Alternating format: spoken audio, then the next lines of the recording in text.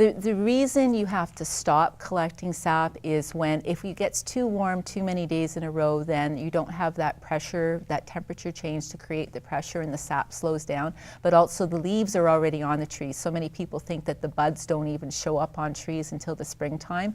But this summer's leaves actually started to grow last summer. They are encased within the bud, which protects them through the winter. So this spring, when the weather warms up and those leaves that have started to form begin to grow, the sugar from the sap goes to feed the leaves so that they can burst out of the buds as they're growing, and that alters the flavor of the sap. So if it gets warm too quickly and the buds start to open up, that means the sugar is not available, and it alters the flavor. Okay, so the flavor differs sort of from year to year. It's not a constant flavor. Well, it is a constant flavor, but they have to stop. Once the weather changes and it's too warm, then they have to stop collecting, because it does change.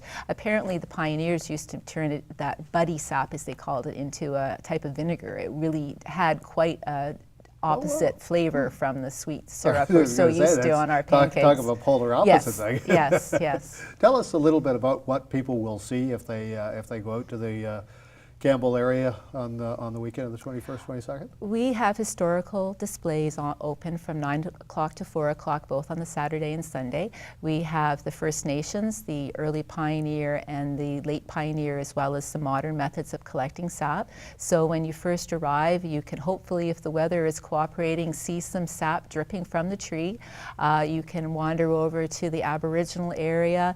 They didn't have any metal used at that time. Their pots were made out of wood, and they would go through quite a lengthy process of heating rocks in the fire and using a forked stick to transfer the rocks into hollowed out logs that held the sap.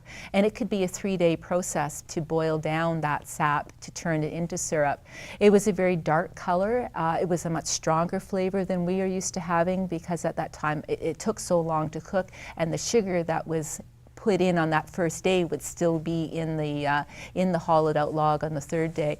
But they didn't have access, it wasn't easy access to other forms of sugar, with sugar beets and things, and it was a spring tonic, a wonderful time of year, and they were very excited by the discovery.